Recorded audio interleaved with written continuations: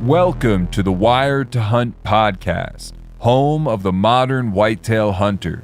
And now, your host, Mark Kenyon. Welcome to the Wired to Hunt podcast. Today in the show, I am joined by Nate and Thomas Krick, hosts of Identical Draw, to discuss their experience as young 20-somethings diving headfirst into whitetail land management and their experiences managing their family's 80-acre farm.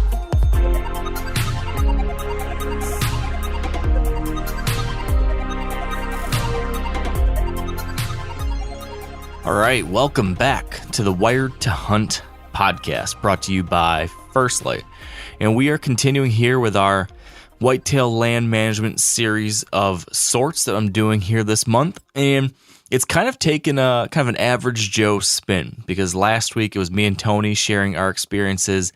And this week I got the idea to talk to a couple folks who I don't think we would normally be looking to for advice on how to dive into whitetail land management. Usually the people we talk to about these things are consultants. They're experts in the field who've been doing it for 40 years. These are guys who own 2,000 acres and kill big bucks every year, yada, yada, yada. But what about the rest of us? What about young people? What about folks who don't know everything and who are just trying to figure it out? I think that is an interesting perspective to explore too. And that's why today I asked Nate and Thomas Krick to join me on the show. These two guys, they are brothers. They are in their early 20s. They host a show on their YouTube channel called Identical Draw, and they're diehard deer hunters. And a handful of years ago, their family decided they were going to buy a family farm somewhere. And Nate and Thomas were going to be in charge of the search for that farm, and they were going to be in charge of managing it, turning this into something that could be great for their whitetail hunting and for the other goals they had as a family for this place. And as 20-year-olds, when this all started, I think that probably was a pretty intimidating thing. And I'm interested in that. I'm interested in what it looks like for a young couple kids to try to figure this kind of stuff out that can be kind of intimidating. Figuring out how to plan a whitetail management,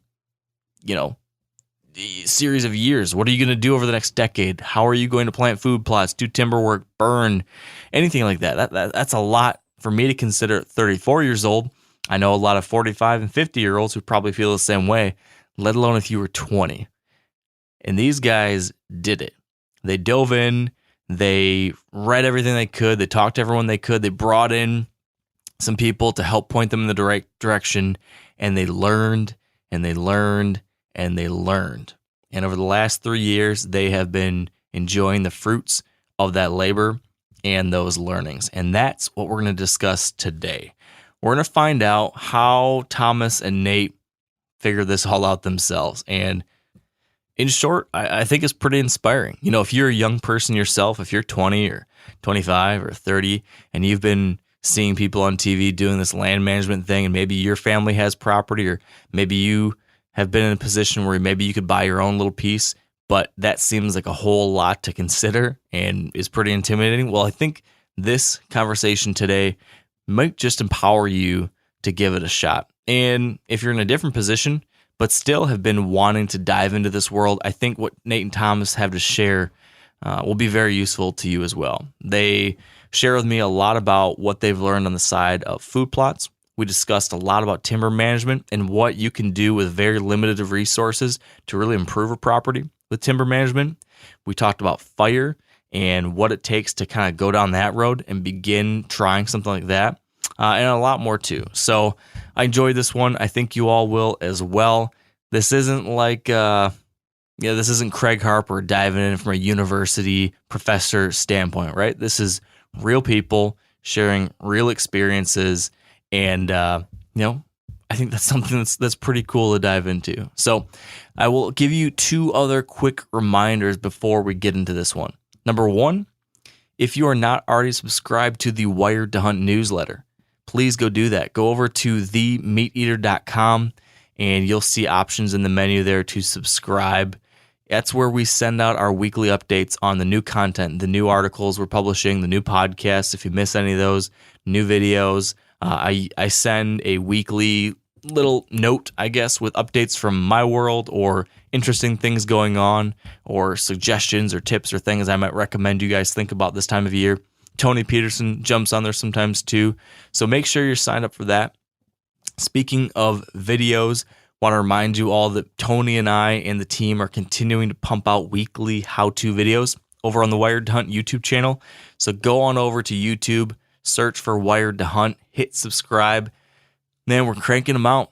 It's a lot of work. The team's putting in the hours to get quick, helpful, and I think, pretty useful, I guess maybe is the simple word I'm looking for. Useful, quick videos that I think will give you quick tips and suggestions to point you in the right direction, whether it's the off season right now or as we move into the summer and then the fall, the information you need to take into the field right away. So that's all I got for you today, guys. Appreciate you listening. Let's get to my chat with Nate and Thomas Krick. All right, here with me now, I've got Nate and Thomas Krick. Gentlemen, thank you for joining me. Yeah, you bet. We're excited to be on here. Oh, yeah. I think you guys are the perfect people to talk to today for the conversation I want to have, because I don't know how to put this in a way that doesn't sound slightly offensive, but but I think you guys are kind of just rosy-eyed knuckleheads just like me. And by that I mean, like, you've dove into a big crazy project without a ton of experience, just wanting to learn a lot. When you think about your Kansas AD project and your dreams to transform this piece of property, does what I said, does that sound accurate? Yeah, I mean, that's like perfect, Mark, because we didn't like have the grandpa that had a couple thousand acres. Like, we just hunted some public land and a little bit of private that we had permission on. So yeah, exactly. Yeah, we had, zero land managing experience before, 2019. So yeah, still really new. Definitely feel a lot better where we are now as land managers than we were 3 years ago. But yeah. Well, I think that one of the things that at least I felt when I started doing this kind of stuff, and I'm guessing a lot of other people out there feel too, is, when you hear about most whitetail land management or whitetail improvement projects or advice, it's coming from these people who have been doing it for 30 years or 40 years, and they've got thousands of acres. Or if you watch somebody on TV, they've got 2,000 acres and they're doing this perfect thing, and their food plots look like perfectly manicured golf greens, and they've got 27 different box blinds across it, and they shoot 180-inch bucks 4 times a year, and on and on and on and on. And it seems both so outside of the realm of possibility, and it seems intimidating when I hear about the 19 different fertilizer types and the 7 different tractors I need to have and yada, yada, yada. I think all of that can, for some people, be paralyzing, and it keeps people from ever wanting to actually dive in and try it if they just have 30 acres or 80 acres or 60 acres and a 4-wheeler. And I think your story is one that I think, and hopefully we're going to find out here in a second, I think it kind of flips that on its head. So can you just set the stage for me? Like, how did the Kansas 80 come about? Like, I know that this is a property that your family bought and you guys have kind of taken the lead on it, but how did this whole idea come together? Yeah. So basically, we've been avid into the outdoors, for forever, it seems. And so I don't know, for us, it was just like this, like, general, like, accumulating want to, like, have our own ground, because, like, we have a lot of generous friends that would let us hunt, but man, in the back of our minds for so long, we were like, man, wouldn't it be sweet to have just even a small, just little chunk of ground that we could manage ourselves, like, actually, like, have some food sources and do all this stuff. And so kind of we sat down with the parents, because obviously we were teenagers basically at the time when we were trying to figure this all out. We were like, obviously we have like $10 to our name. So luckily we have amazing parents that also wanted property just for like the family's sake and just like kind of a family legacy that you can start and have for generations and stuff like that. And so we kind of combined our efforts, and luckily I was friends with a few different land agents in Nebraska, Iowa, and Kansas. And I kind of I mean, I went to look at a lot of properties, and I kind of told them, I was like, hey, this is what the family's looking for. It needs to be like less than this far away from the house. So we wanted it to not be a super long drive away from our home. And then we wanted to have certain structure for not only just like family, like we'd like to have a build side, like we could build a shed so we could have family stay down there sometimes. And then also we wanted to have the hunting side.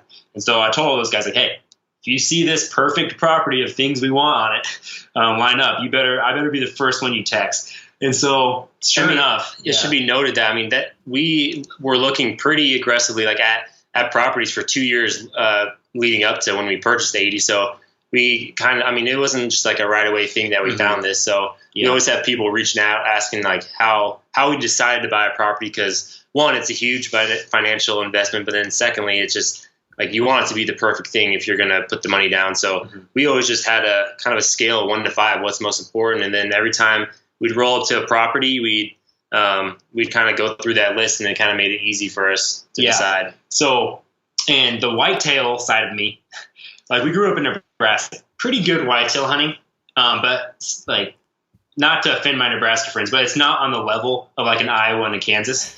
And so I was looking in Iowa and Kansas, because we live down in southeastern Nebraska. So like Iowa and Kansas, we're getting to both those states like within an hour. So I was like, the whitetail side of me is like, okay, I'm definitely going to be looking in Iowa and Kansas a little more than Nebraska, just because I know they manage their state a little different and they grow dang big whitetails. So sure enough, one of my buddies from a land real estate company texted me. We were at the Archery Trade Association trade show in 2019, and he's like, we got a property, you want to see this? And he's like, it's going to go like on the market like next week, and like everything's going to be shown. Like they have a bunch of big buck trail cam pics and stuff. I was like, so if you want like stab at that thing, I get down here fast. And so that's what we did. We were there early that next week, and we saw the property, loved it, parents loved it, and we shot low and we got it. So that's basically, it was freaking perfect. So what were those? You mentioned you've got a bunch of different criteria that you were looking at, and you were kind of doing like a 1 to 5 scale of what's most important, everything like that. When you were looking for this perfect property that would both achieve your whitetail goals, but also the family goals, what were those perfect things you were looking to check the boxes on? Yeah. So it was, there were kind of like 2 lists. There were like what the parents wanted to see, and then what me and they wanted to see. And then we kind of met in the middle, but, ideally, we wanted water on it, some sort of water, whether it be a pond or a creek. And we've got a creek on ours, basically running all the way north to south, that most years has water in it, flowing the whole time. So that we checked the box there. Distance from home, right at 2 hours. We didn't want to go close to 3. 2-hour drive to us is much more doable than adding an hour. So it worked for our distance. Size wise, wasn't going to break the bank. So I don't know, Nate, what else do you want to add? We wanted definitely just diversity on it. So we noticed on this piece it was mainly like at least 65, 70 acres of the 80 acres that we own is like all timber. We love that. And then there was also like some just grassy fields and stuff like that we were picturing, okay, easily food plots, but also just a good grassy mixture up there on top. And so those are kind of the things we wanted to be able to access it pretty easily. And one of the sides has a road that runs right along the side of it. So we didn't have to worry about not being able to get in there certain times of the year, with it being like really rainy or something like that. But the parents really wanted a build location, kind of like I already mentioned, for like a shed or a cabin at some point. And so, yeah, those were kind of the checkbox. And this one just met it. It was in the price range, and also just the size. Like, I think that's one thing that Thomas and I really try to stress through our channels is like small properties can be deadly. You don't need anything crazy. So this 80 acres fit that perfectly as well.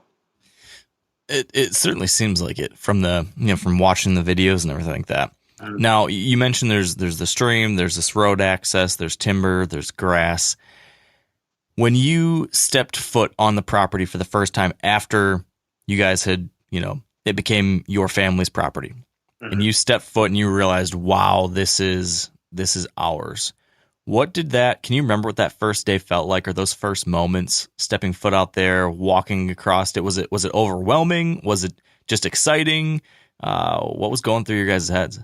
Yeah, it was like, where do we start? Like we, since identical draw was a thing back then, we filmed it. So you can actually watch like our first time walking it as landowners on our YouTube channel. And I go back and watch that episode because sometimes you get just so in the mix of trying to kill a whitetail and you just got to get that feeling of what it felt like the first time you were on it. But yeah, it was a really snowy day. Actually, the first day, it was like 6 to 8 inches down, I think.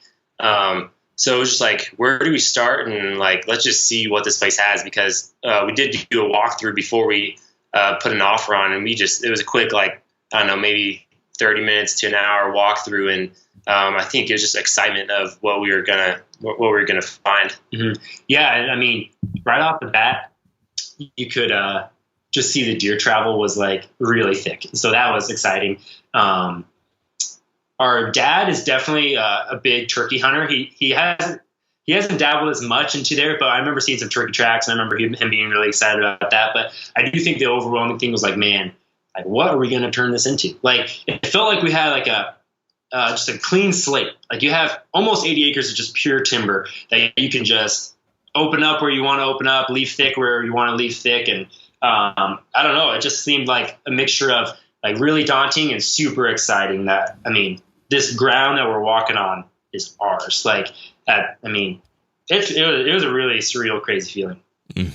I can imagine. I mean, I've had sort of like that. Like when I got to be a part of the Back 40 with Meat Eater, and I got to essentially steward and head up that project. I was there for all those types of things, and I helped put in the offer, and I got to be on the property and all that kind of stuff. So I was the pseudo owner of the farm for 2 years, and I felt a kind of similar thing like that, but knowing that there was going to be this heartbreak some number of years down the road when I'd have to walk away. So you guys get to keep enjoying it. So I'm jealous about that one.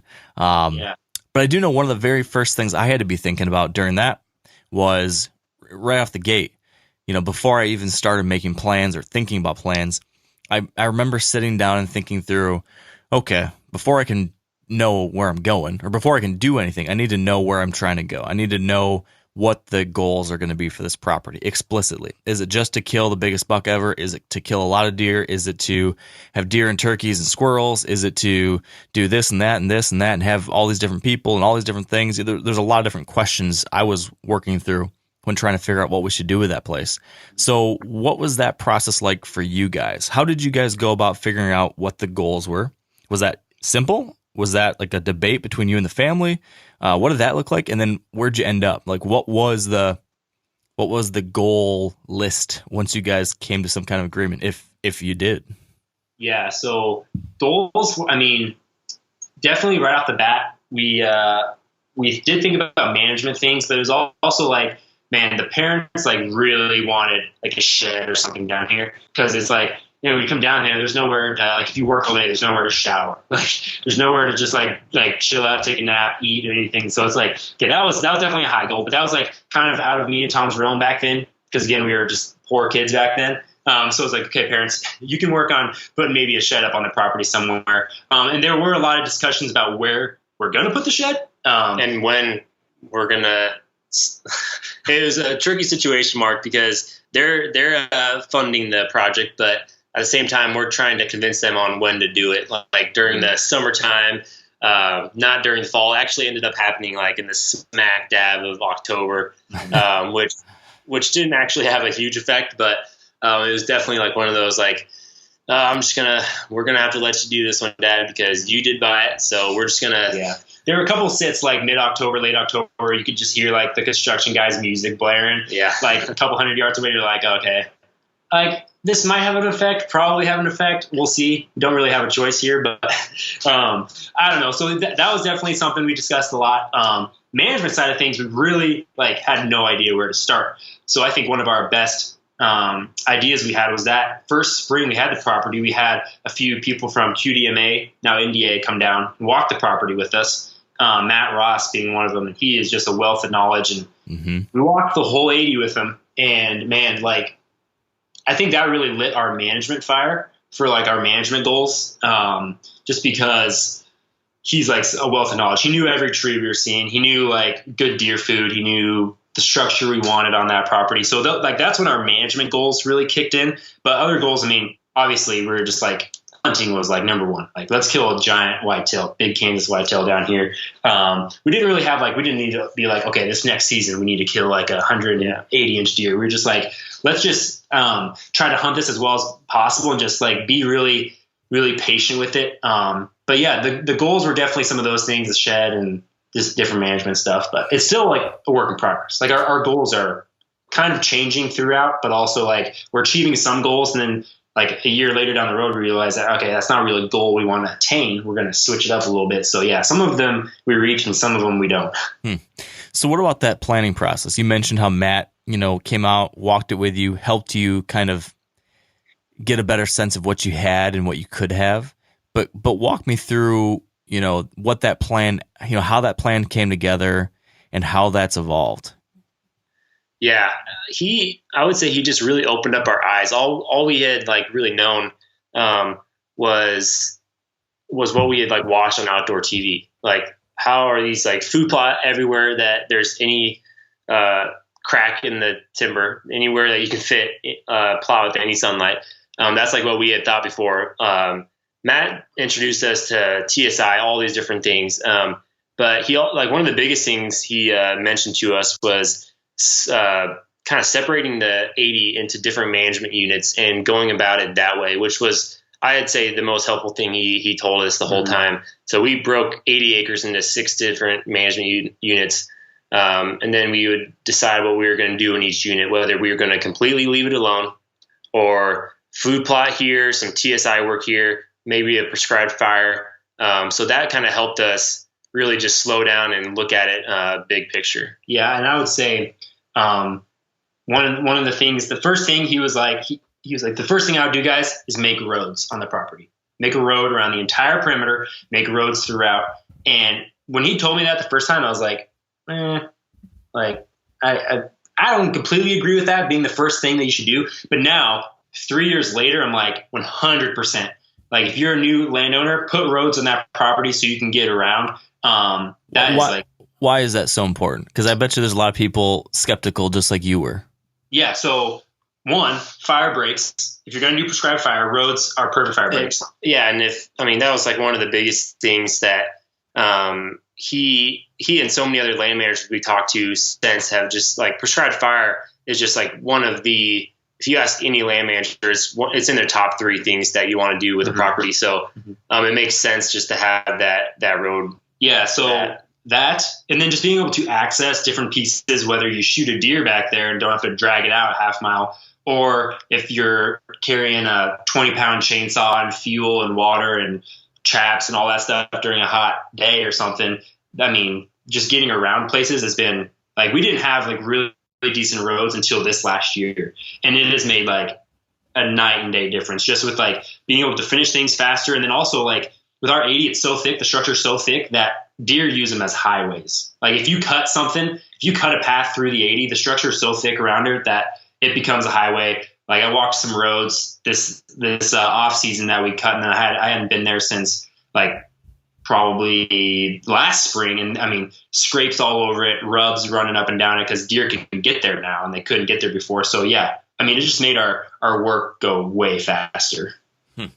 So these management units that Matt recommended you guys use, why does that matter? Why is that something that you guys actually found really valuable? And then can you kind of describe to me what those management units look like in your specific example? Yeah, so we really broke up the management units, all because of Matt. Because like we'd be just walking and he would just like stop and be like, "All right, we're in a brand new management unit," just because he could tell timber change, structure change of the forest floor. But what they look like are either basically would differentiate them because there'd be really good like oaks and really good timber, and then you'd go over one ridge and then it'd be crappy walnut, maybe honey locust hedge. So he'd differentiate how we're going to handle the differences there and what we want to utilize, what we want to get rid of. So, we always we came on the 80 thinking like, okay, it's just all timber. It was just all one unit to us. But him deciding, hey, this is completely different. This needs to be managed completely different, was huge. Yeah. So like we had 6 different units. Like unit 1, I remember unit 1 and 2, they were in like our southeast corner, which has been like traditionally, like we have like some of the most sun back there. And then also like, it's like a cedar, just like really good like bedding area. And so we kind of like designated those, okay, as like, we're not going to like really hunt those, and we're not really going to like go in there very often. That's kind of be the sanctuary kind of. And those things have actually changed because we killed 2 bucks in December in the unit 1 this last year. But like basically like it gave us like really specific jobs we needed to do. So we could go through every single management unit and then have tasks we wanted to do in each one of those. So like management unit 3 on our property, it was on the west side of the ground, and it was all like food plots. So it's like, okay, there's 0 timber cutting here, but like in April, May, you're going to need to figure out some food plots, and maybe you want to do a fall plot. It wasn't food plot when we bought it. It was all just pasture ground. The owner previous just ran cattle through it all. So no food there. We just got the soil tested, and that was a easy management unit to knock. And again, for people who might own smaller tracts or just buying property, we have no farming equipment. We just talk to a local farmer, and he'll come over. We pay him hourly, cover all expenses for stuff, and he comes over and he puts in beans, corn, Egyptian wheat, stuff like that. Then comes back and sprays it and checks. So that's been super easy. So yeah, that was like management unit 3, where and then management unit 6 was in our northeast corner, and that was like, okay, this is like super mature walnut, oak. He's like, okay, you don't really like would be a really good hunting unit, because like you have like a really interesting creek system right here that the deer would probably use, but like you should get a forester in here to harvest some of this timber. So it just gave us a really good way to break up the unit into smaller sections and just have really, really set goals, instead of like looking at a whole 80, be like, wow, like this is so much. Where should we even start? Just like, okay, let's start at unit 1 today, and then next week we can maybe work on food plots in unit 3, stuff like that. So yeah, that seems like it'd make it a lot less intimidating. Yeah, that makes a lot of sense.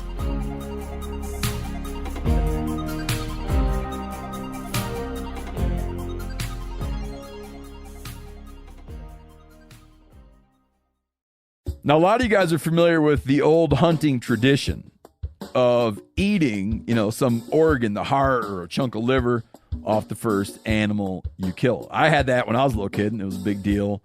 Organ meats were always prized by frontier people who knew the importance of getting a lot of different minerals and nutrients. And as often is the case, those guys were onto something, because organs are among the most nutrient-rich foods on the planet. And you can get the same benefits your ancestors craved via convenient daily capsules from Heart and Soil, made exclusively from regeneratively raised, grass-fed, and finished cattle. Heart and Soil's unique freeze-drying process means all those important nutrients are trapped in, ensuring you experience every one of the benefits of nature's superfood in a clean, convenient, taste-free capsule. Find out more at heartandsoil.co, and make sure to use code MeatEater for 10% off your purchase. That's heartandsoil.co. Use the code MeatEater. So then back to developing this plan. So other than Matt being there on the ground with you and showing you stuff, what were the most useful resources or people or books, or I don't know, what were the other things that you were utilizing in those early months when you were trying to figure out what the heck do I do with all this ground and all this everything? What were the most helpful things to get started? Well, it was nice, Mark, because you were on your first year of the back 42. So I'd be watching those YouTube videos like, what's Mark dealing with? And he's trying to start this mower. And then I felt better about what we were doing on the 80. And hey, the first day we started up our mower, we had issues too. Yeah. But it's just like, I don't know, the new things our big time mentors, I would say, in the outdoor industry were the Heartland bow hunter guys. So Sean and Mike, they've been a huge resource, and obviously they gave us tips on some timber things, and also just prescribed fire opened up our eyes big time on there. But land and legacy guys have been pretty huge with land managing over the past few years as well. And I would say that was more in like the last few years we've really hooked on to some of their thoughts and ideas and the way they manage properties. But early on, it was a lot of reading, and then having that farmer help us really is he helped us with our first prescribed fire. He helped us understand where a good food plot starting point would be for our bigger plots. And then that first year we did also have just one clover plot. He helped us get in there, till it up a little bit, and we decided that first year that we were going to do minimal change because we wanted to see really how the deer use the property naturally. And I think that was a good decision because we did end up having like a really, really good hunt early October, and we haven't killed an early season buck since, but we just kind of laid off of it. And besides doing maybe some little cutting here and there during the summer and putting in food plots, we just said, hey, we're gonna see what this 80 does naturally. Yeah, having Matt down to the property definitely like lit the fire on us though to like learn the timber and the plants there. And one of the most helpful things I had on my phone was actually like a plant identification app.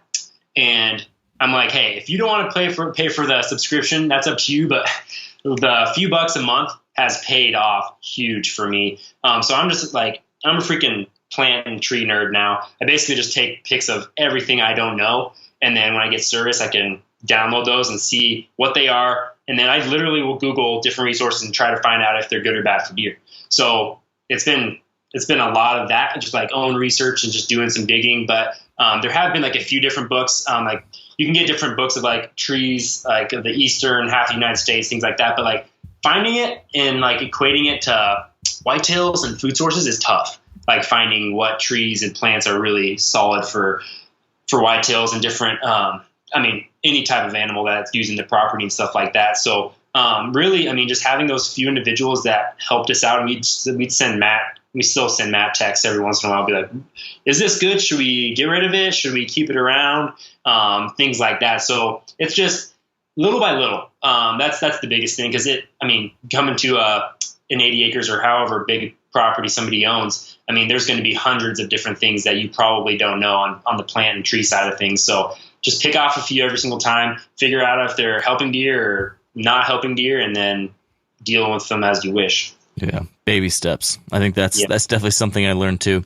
I don't know if you guys have seen this book, but Dr. Craig Harper has a great book about food plots and early successional plants and grasses. And within that one, he's got a bunch of species ID pages, I guess, where it breaks down, okay, this is what this plant looks like, and then a whole bunch of different nutritional information and how preferred it is by deer and wildlife and other stuff. That was a good one for me with the back 40. I used one of those apps too. I can't remember the name of it. So I think it's iNaturalist is the one I've used.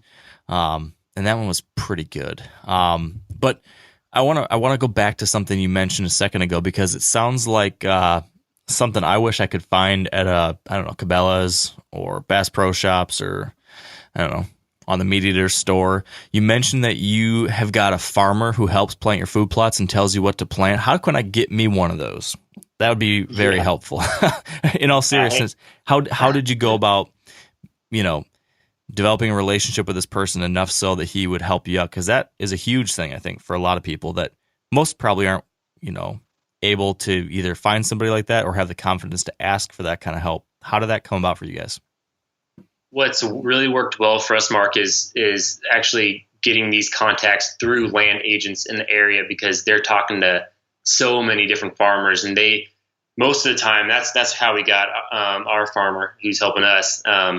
Most of the time, they're pretty integrated to the area, and they know who's going to be willing to help you out or work some hourly rate out for you. So I'd say land agents number one. Our farmer Kevin, he's awesome. He also shows us things, which is like he has patience for us 20-year-olds to like actually like dive into learning the equipment and why he's spraying this or how deep he's planting seeds, which is like a huge help. But he's also just an avid whitetail hunter.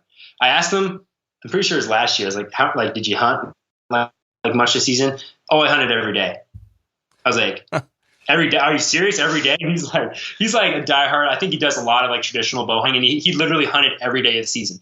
I'm like, okay, that's awesome. Like he also, I mean, if you hunt every day of the season, I mean, even if you hunt half the days of the season, you're gonna really know whitetails well. And so like he's coming at it with like a really whitetail mind frame too. But yeah, we just got lucky with the land agent that helped us out with the property. Just knew him in the area. And so it was just like asking around, I think even just knocking on some doors on our neighbors. We're really fortunate.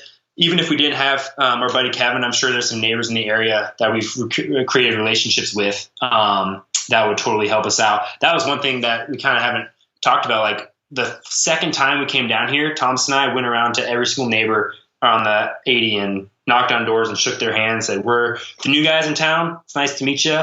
This is kind of what we're about and stuff like that. And just like having those relationships, getting some phone numbers here and there has, I mean, paid dividends. But yeah, I would just, man, reach out to anybody in the area because they're out there. There's more of them out there. That can also lead to different things down the road. Maybe they want to bail some like CRP on your ground or anything like that. Or if you want to like have some cows roam around, there's all different avenues that can lead from that relationship. Yeah. Yeah.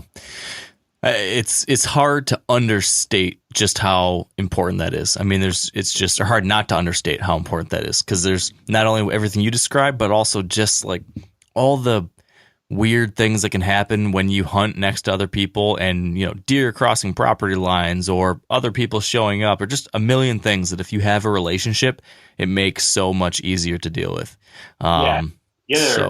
The other day we had a prescribed fire and it was at night and I got texts from like every single neighbor in the area. Like we try to text a lot of the people that like the smoke would be going on to or something, just let them know. I was like, man, if someday the 80 starts lighting on fire, we are going to have that taken care of because the neighbors are watching out for us. Yeah. And it was at night. Yeah. So that's great. It's a great thing to have. Mm-hmm. So let's talk a little bit more about the food because I mean, if there's anything that deer hunting land managers like to geek out about, it's food plots. Right. How did that start for you? I know you had somebody there who had some experience, who was able to help direct you guys and do a bunch of that. But what did those first food plots look like? What did you guys choose? How did you plan, you know, the shapes, the size, all that kind of stuff? And then how has that changed over the last 2.5, 3 years? Yeah. Again, it's like, what did we see the HB guys filming their bucks over? It's like, hey, we got to do beans. We got to do what we see on the Outdoor Channel. So we did beans right away.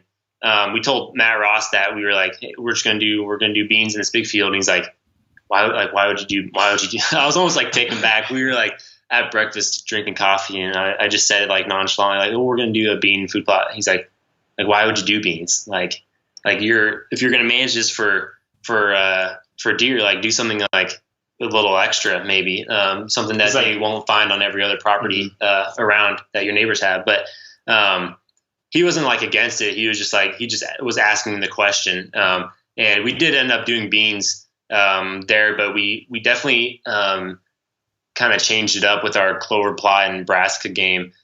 We did beans all, I don't know, was it maybe 3 acre? Our biggest plot is a 3 acre plot, 3 to 4 acres. And we did beans both our first and second year and then switched it up this year. But yeah, that first year we did all beans and then clover in one small spot. In those beans, though, we did strip some Nebraska mixed in there. So you kind of had strips. It was kind of like you'd have 10 feet of beans. Well, we had beans all through the summer. And then in the fall, Kevin, our farmer, came through and like put a few like kind of late season food plot stuff. So we had like peas in there, winter peas, and we had the Nebraska mix in there, kind of stripped out in there. So that was it. I mean, it was basically, we kind of just took like the easy approach, like, okay, we don't really need to remove any timber. Let's just do a big old food plot right here. Just, I mean, whether you can find beans on our property or other properties, like it's still a food source there right next to really good bedding. So we just kind of went at that approach. And what makes it extra good for the deer on our ground is that we obviously don't cut it. We just leave it standing all through the fall through the winter. So they definitely like hammer that December and January. Yeah. And then clover, we only had one clover plot that first year. And we had to do a lot of timber removal to find this clover plot, but it was kind of we kind of went after with it being really easy to access. And then there were some really good travel corridors through there. And so that kind of led us to, it wasn't like I don't know if we made like the most knowledgeable decision. It paid off because it's still a really good spot, but we were just kind of like, okay, we need to remove quite a few trees, but it already looks like it's a really good travel route and be easy to get to. So that was kind of our basis of clover. And then we just know clover is just an easy one to do. We just had that first year we had our farmer just till up that area. So we made a road back there and he tilled it up so we could just frost seed clover. And it's been a money plot for us the last few years. We haven't like shot a buck like in the clover, but I shot mine this November, like right next to it. And then it's been like doe central. So like, obviously if you have something that's like doe central in the October, November, then you start getting those bucks through there. And so that's basically, that was our first year. And kind of like Tom said earlier, that first year, we kind of just wanted to leave hands off. Don't do anything like crazy on the management side and just kind of see how the deer naturally use the property. So you threw a bunch of stuff at the wall that year. Mm-hmm. What stuck the best? I mean, you mentioned that clover turned out great, but what were the big lessons learned, I guess, from that first year of trying those different things? Man, I'd say obviously like the food sources were huge. Like but I would almost say like not as big as we thought they were going to be. And we're just starting to get there because bucks, like none of the deer knew that, like associated the property with food because it had never really been there besides what was naturally there with the browse. But we would not have like crazy nights where the bean plots were just absolutely full. Like that just never happened. And we're just starting to get there because now it's been, this will be our fourth spring that the fawns will have been born. So if you're a 4-year-old deer, then you've known the 80, how we've managed it. So we're starting to get that age class up from our ownership. But yeah, I would say honestly, our second hunt ever on the 80, Thomas shot a 150-inch buck coming out to the beans on October 3rd. And I think that kind of ruined us for a little bit. Yeah. Like, I think it was like, oh my gosh, okay, this is what we're talking about. Like Kansas, like I'm like so pumped about this. And I mean, don't get me wrong. It was like the best hunt ever. I mean, there was a massive cold front. It was like, I think we shot him on a Wednesday and I think the Tuesday before was like 90 degrees and that day it was like 40. So like cold front to the nines, you had a rainstorm that night. So like everything was like leading up to it. And yeah, I mean, that evening, a freaking 150-inch, biggest buck. I mean, Thomas had shot at that point, walked out at 10 yards right to a scrape tree we put up that evening and shot, like harsh shot him. It was like, man, like this is it. This is all we have to do. And I think it like made us trust in like the food plot hunting too much.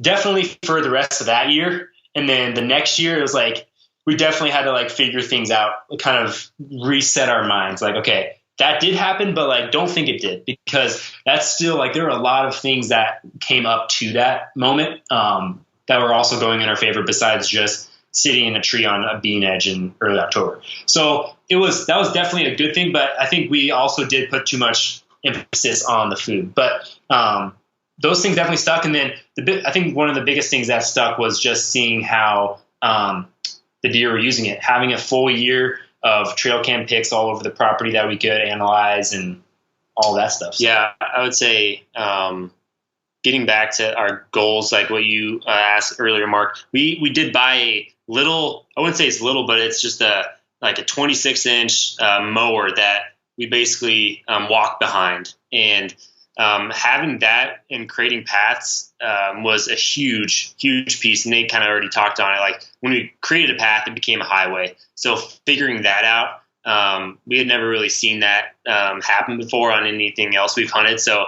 having that little walk behind mower was huge. Yeah, I mean, to kind of paint the picture, like, so most of our 80 is like 80 to 100% crown closure, which means like it's basically all shaded.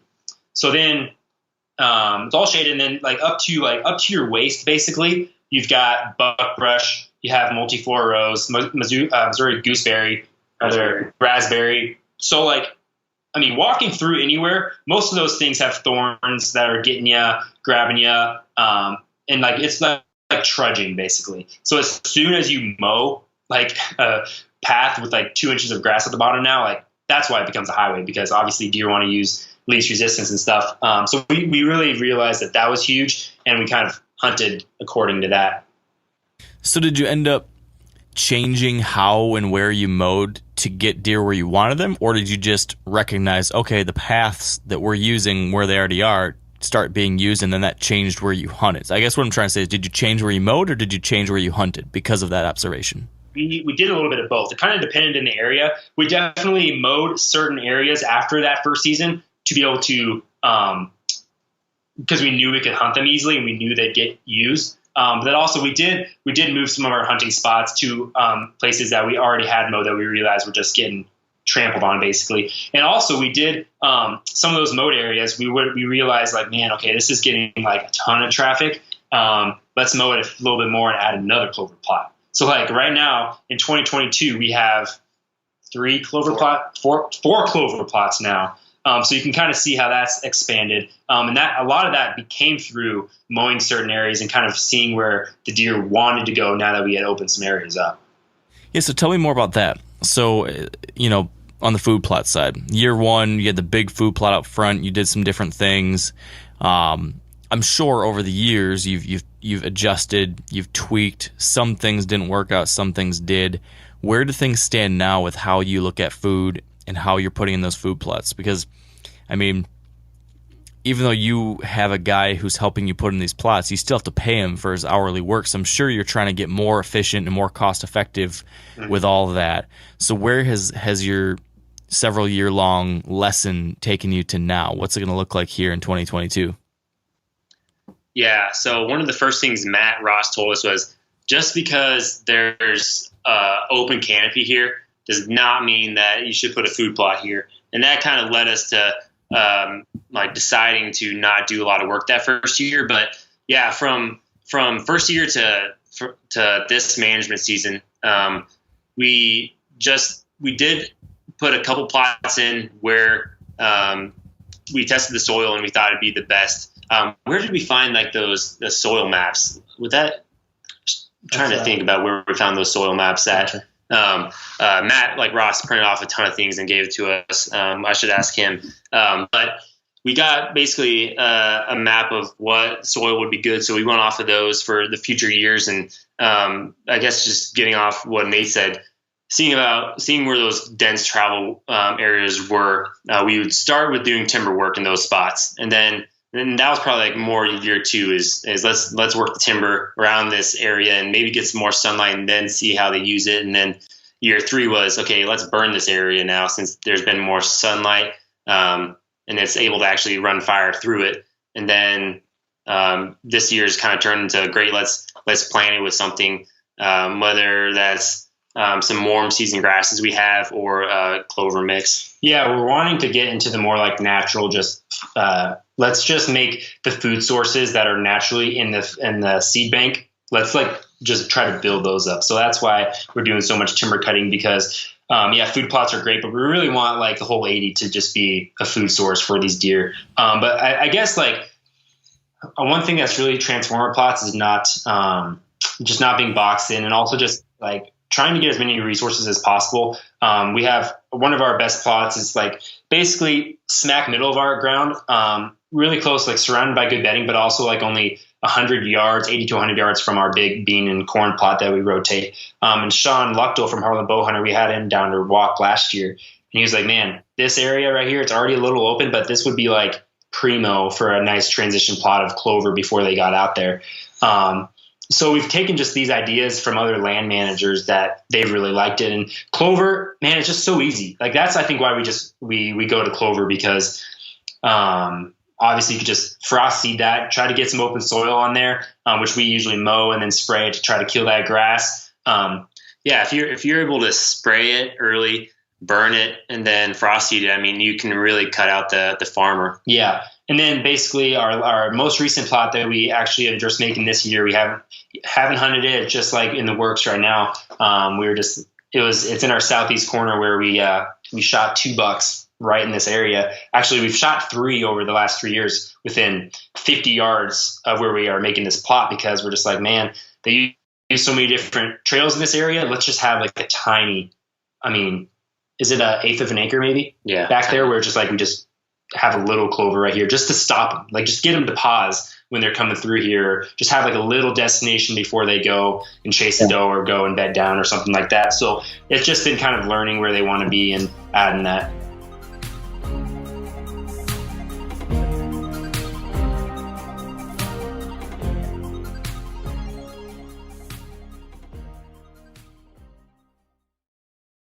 Now, a lot of you guys are familiar with the old hunting tradition of eating, some organ, the heart or a chunk of liver off the first animal you kill. I had that when I was a little kid, and it was a big deal.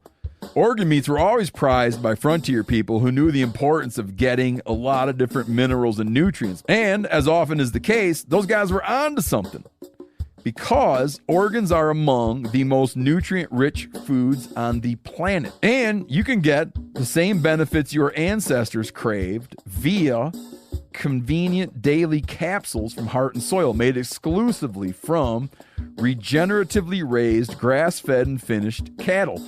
Heart and Soil's unique freeze-drying process means all those important nutrients are trapped in, ensuring you experience every one of the benefits of nature's superfood in a clean, convenient, taste-free capsule. Find out more at heartandsoil.co, and make sure to use code MeatEater for 10% off your purchase. That's heartandsoil.co. Use the code MeatEater. So you talked about how much timber factored into things than year 2 and in these years since. That's another one of those deals that I think probably is maybe underutilized by new land managers because it seems a little bit harder or a little bit more intimidating. What was that like for you guys early on? Was that like, hey, let's just jump right into it? Or were you a little bit like, I don't know exactly what we're doing here? We were pretty antsy, almost too antsy. Like looking back at it, I would have been like, if I could go back in time and tell myself like, you need to slow down and you need to go learn a bunch of things before you get into this, because it's definitely a learning curve. And like, man, timber cutting can like, not just scary, but like timber cutting can like put you in a bad way if you're not being safe about it, just because you're dealing with big heavy trees. Some of them have if you're cutting like honey locusts like we have down here, they have 3-inch thorns. And so like just being like overly safe, I think was definitely something I would tell my previous self. But like we were antsy as heck to just like start cutting different things. And we really knew what timber we wanted to get rid of. We wanted to get rid of hedge, locusts. We wanted to get rid of small walnuts that weren't going to be any good for the timber market. And then we really wanted to open up our oaks. We wanted to we had different like tree species we wanted to hinge cut. We wanted to hinge cut some elms and things like that. And then some trees we just wanted to kill off. We wanted to kill off hickories. And so we kind of just went through, we went to those management units and we were like, what do we need to get rid of here? And then we would just start getting rid of it. And where do we want to have more sunlight? And basically the whole 80 could have more sunlight. Still to this day, it could have more sunlight basically everywhere. But we just kind of picked certain days, and we would girdle, cut the entire tree down, or hinge cut, depending on which tree it was or where it was. And then we'd spray it and just knock out some of those species. But I would almost say you can do more help to wildlife management with a chainsaw than you can with a food plot, 100%, just because it does so much for other animals and species as well. All the birds on the property. And then you've got to think about all the food sources that are now getting sunlight. One thing Matt said to us that really stuck is like, right now in the 80, year 1, we have all shade-loving species. What you want is sun-loving species. And that like really, man, that triggered something in us where we're like, okay, we need way more sun to hit the forest floor.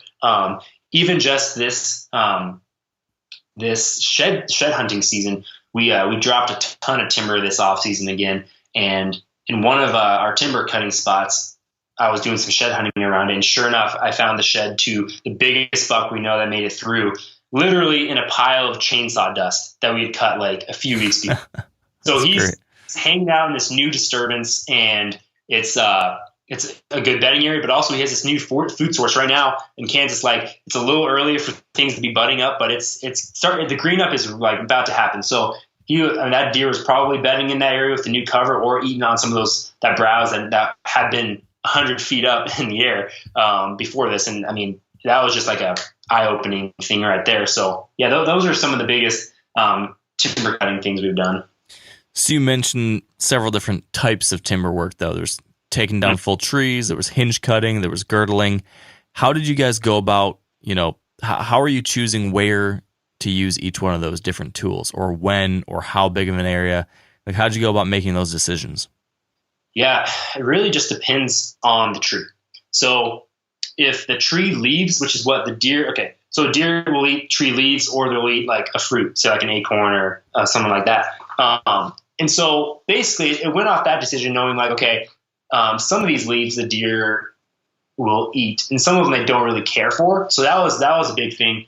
And other trees, like a hedge tree, you basically, at least the hedge trees on our ground, you can't really cut the whole tree down. It's they're so like big and just entangled and massive that in the wood is so hard that it's basically like, we need to these puppies to try to kill them, which girdling is like just killing the outer cambium layer, and then we'll spray it, which will kill the tree, but you don't have to cut it down.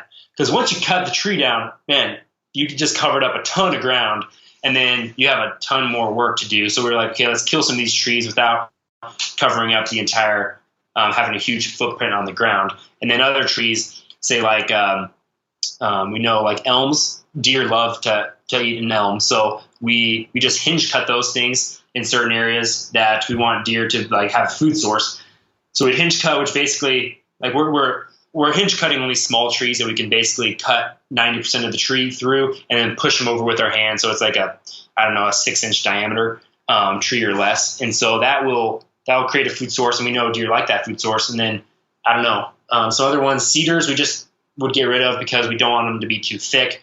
Kind of want just that like a dispersed cedar area. I would say, if it was a big, like a tree like 18 inches in diameter or bigger, we're almost always just girdling it because one, that like just starts the dying process with that tree. And some of those first trees that we girdled, we've been starting to cut down, and they're so much easier to manage. And we found out really quickly if we dropped a big tree, we weren't getting very much done in the day. So girdling is just the easy, quick way.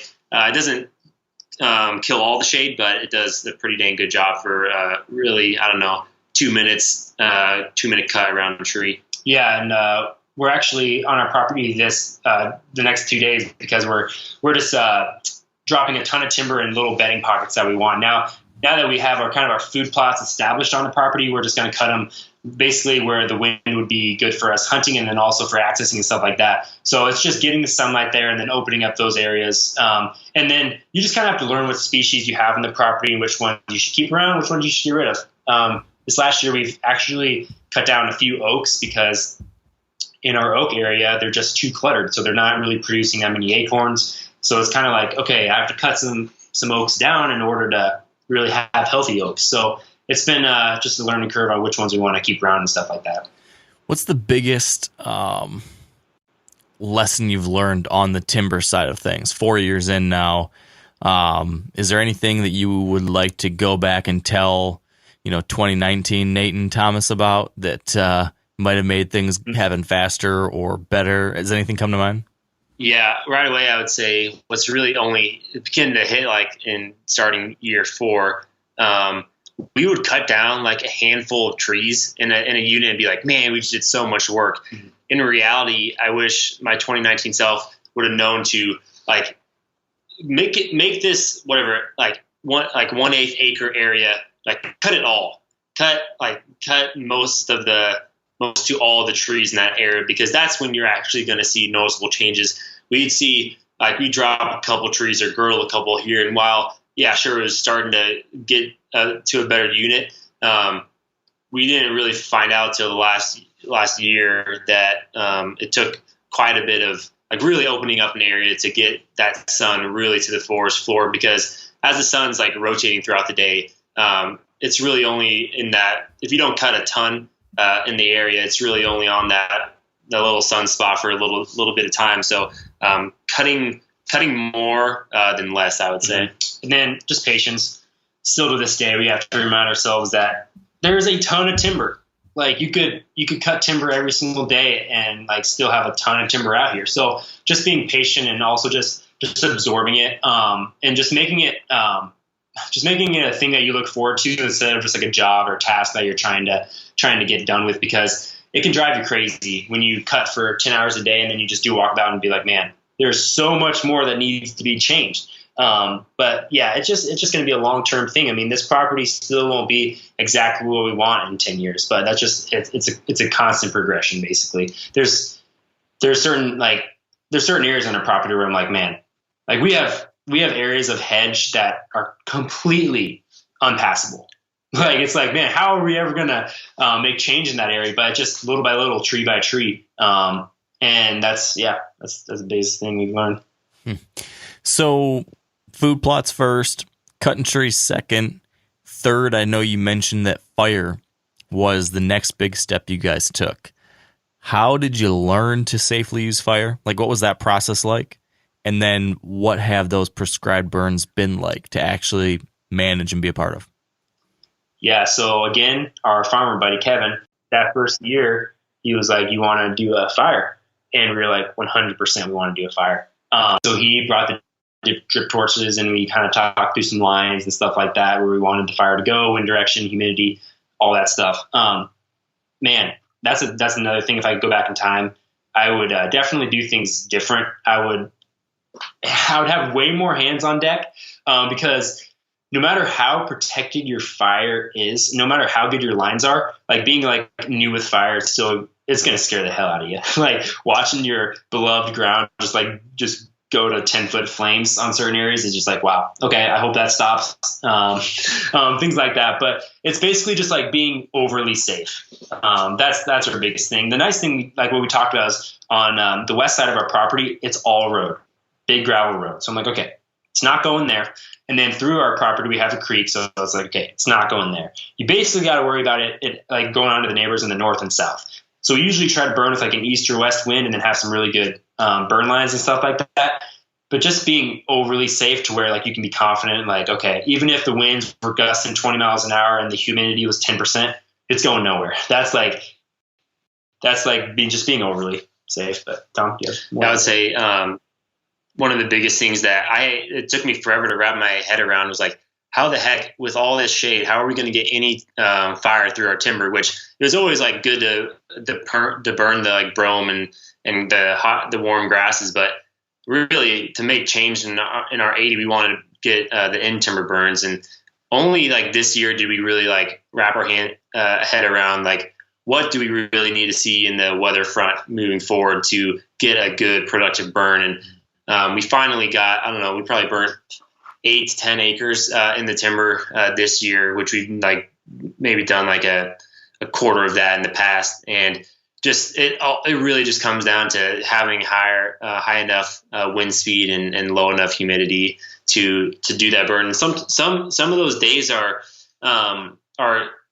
like quote unquote like risky days to burn because of the low humidity, but if you have really, really good fire breaks, it's some of the only days you can burn if you're in a really, really shaded area.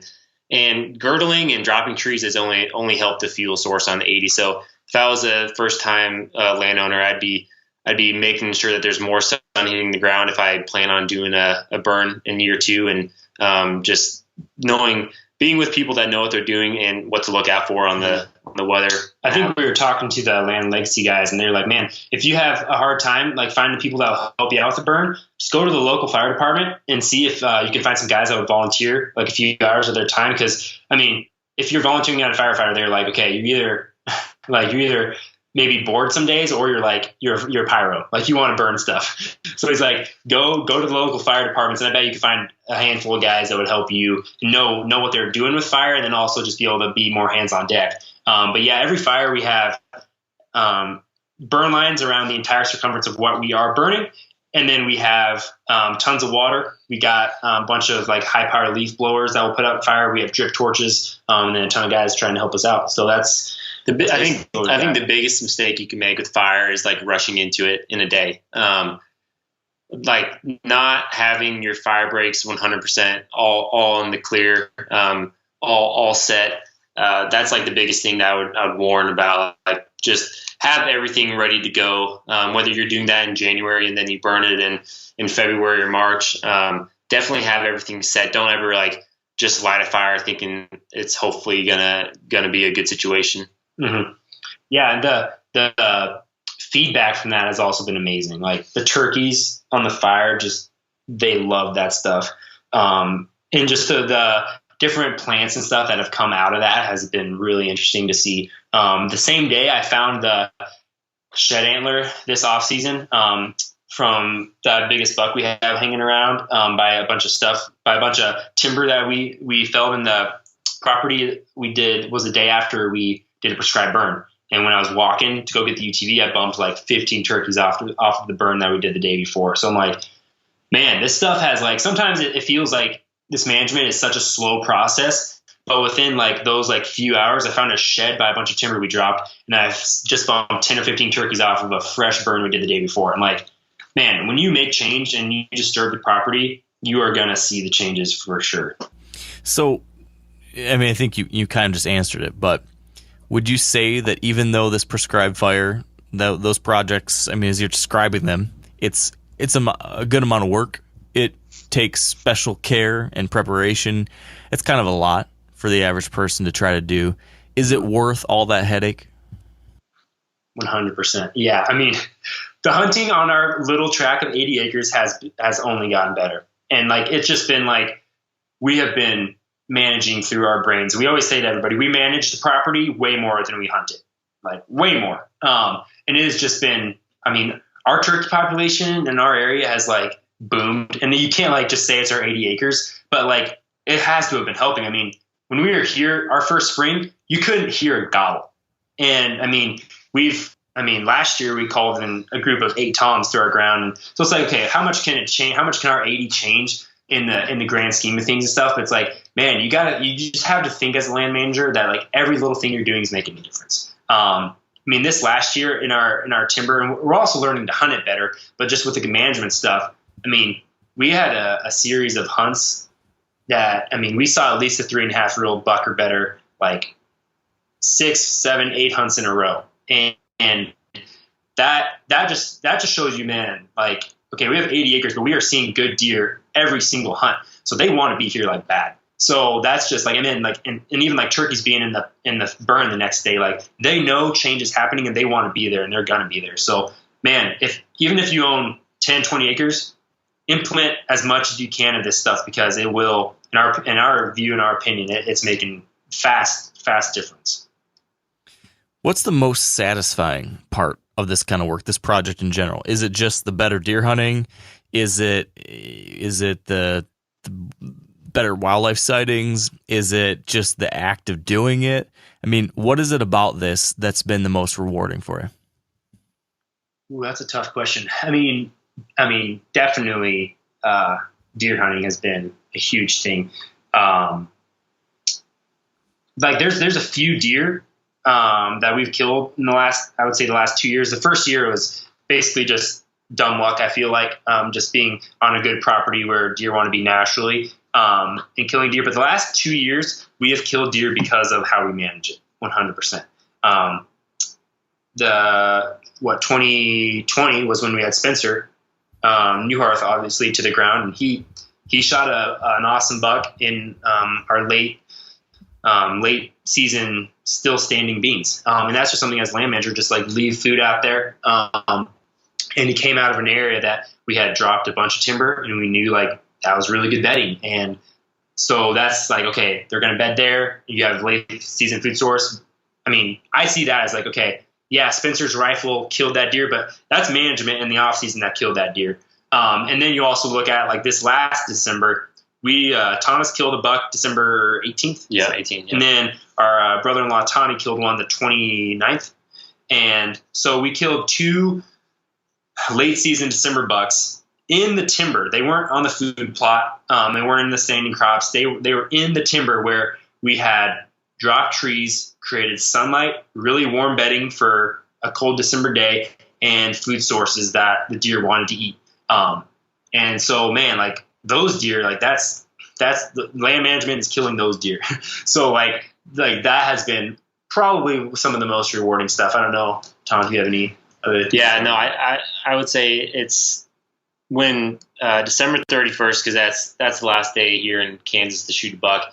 When it flips over to January 1st, it's really honestly not a depressing day.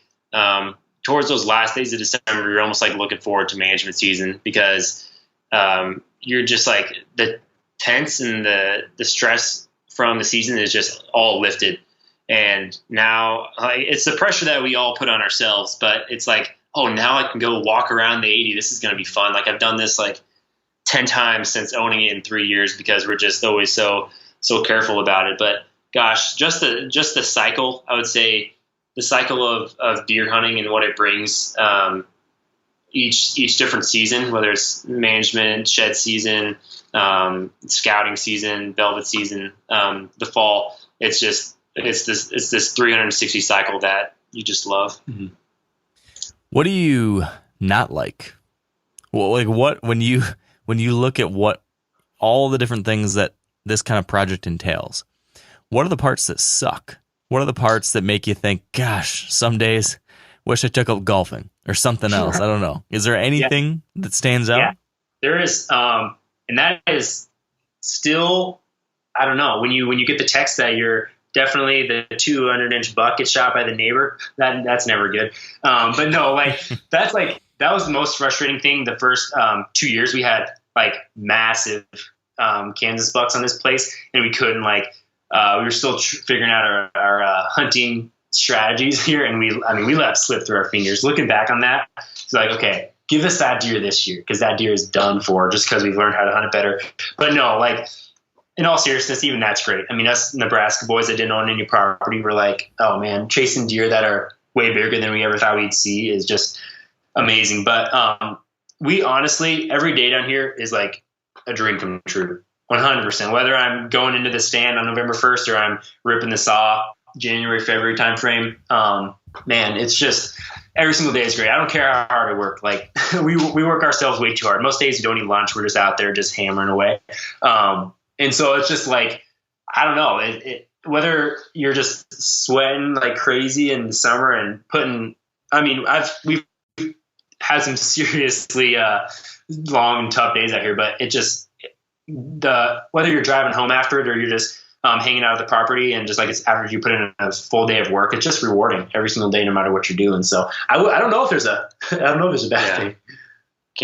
I can't think of anything. Yeah. So you're driving down the road and you come around the corner, come over a bridge, you drop down towards a nice creek, and you see two guys standing off the side of the road. Their truck's parked off there. They've got camo boots on. Maybe they're pulling a SUV, or not SUV, a UTV off the trailer, and you pull off the side next to them and start chatting with them, and they tell you, hey, we just bought this 40 acres here. It's been a dream. We finally were able to afford it. We went on it together, whatever it is. We're going to try to make this thing into a great place to hunt. You've got a minute. You have 1 minute before you need to hit the road again and get back to your families. What would be the very most important thing you could leave with those two guys if you had just that minute to share with them the most distilled bit of wisdom you've gained over the last 4 years? What would you tell them? Ooh. Okay, this is Nate first. I'll give him my minute. You talk so you can get yours in after this. Okay, first of all, location is huge. I was going to Iowa and I was going to Kansas because I wanted to find a property where I'd kill big bucks. Isn't Mark's situation yes, that they're there. So I'm like, I'd shake their hands and be like, congrats, guys. Like, Okay. It's a good area. Because in our first year, we had a 180-inch buck, and then our next year we had a 215, 210-inch buck that we were chasing. So I'm like, okay, we picked the right area. So I'm like, guys, great job. You picked the right area. Secondly, I'd be like, okay, I don't know how much work you want to put in here, but if you want to really manage this well for properties, I'd go to your local dealer and I'd buy a couple nice chainsaws. I'd buy a mower, and then I'd start knocking on doors and introducing yourself to the neighbors. Just get to know the area, get to know the farmers in the area, and have fun, guys. That's what I tell them. All right. That's a good minute. No. Oh man, I think I would. Mine would be much less complex than Nate. I would just look him in the eye and tell him to enjoy every single minute of it, because sometimes I guess it could be a downside of being in the hunting industry, but there are some times when I'm just like we just went down to the 80 and that was a work trip. That wasn't a fun hunting trip. We need to slow down and we need to enjoy this property for the reason we purchased it, which is spending time on it, being around the wildlife, but ultimately being around our family. And I think just not taking the management and everything that you have professionally going on too seriously when you're on your ground. Just enjoy it for what it is, and bring the people down there that you want to have a fun time with. So mine's simple and not even really deer hunting related. So yeah, I love it. So what's next? What do you guys see as the things you're most excited to work on next, or that you think are going to make the biggest difference in the coming year or two? What's really getting you excited to see what's going to happen? Man, I don't know. Obviously we've done we've done an insane amount of timber work this year. So okay, that's going to be better. Hopefully just more deer want to be here. But as far as I'll just go on the hunting side of things. We're just kind of waiting for that really next big deer to chase. That's kind of been our antsy thing. This last year, it was kind of a weird hunting year for us on the 80 at least. Like I was kind of saying, all the years prior, we had a lot of big deer to chase.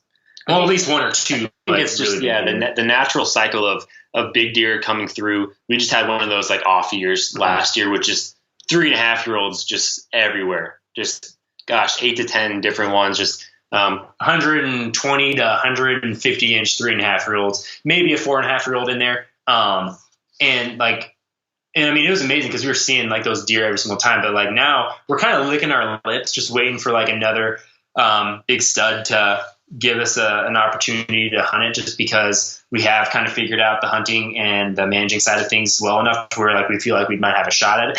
Of course, it's a big, smart deer, and they'll probably still get the best of us. But we're kind of just waiting. At least I'm waiting for that next big one to show up to be able to put these things to use again.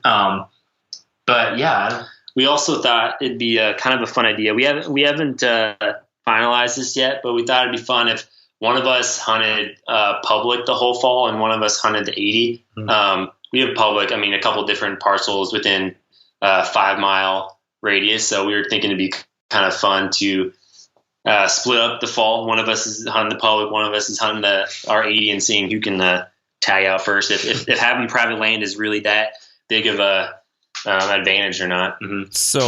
So if the public land guy kills a better deer than the private land guy, what's the reward he gets? Does he get to I don't know, you gotta drag all his deer for the next 5 years or something?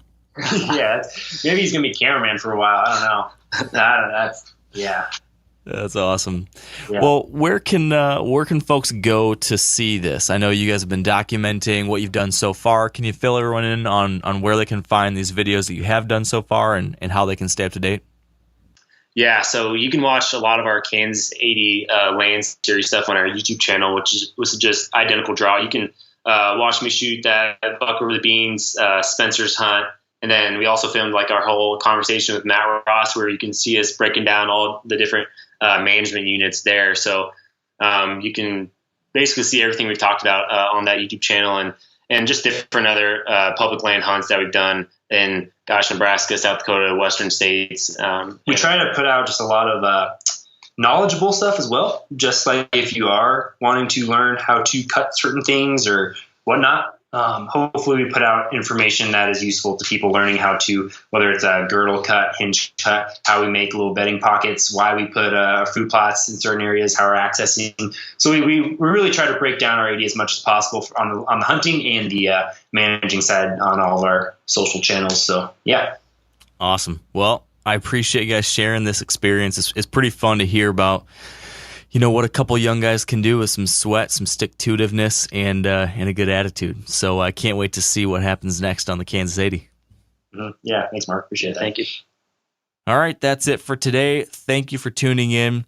Get out there if you own land and get your hands dirty. Get to work. If Nate and Thomas can do it, you can too. And if you do not own land, but it's something you've thought about, or if your family is thinking about going down this road, I hope you'll pass along this episode, share it, let other people be inspired by it, and remember that it is possible. So, with that all out of the way, thank you, and until next time, stay wired to hunt.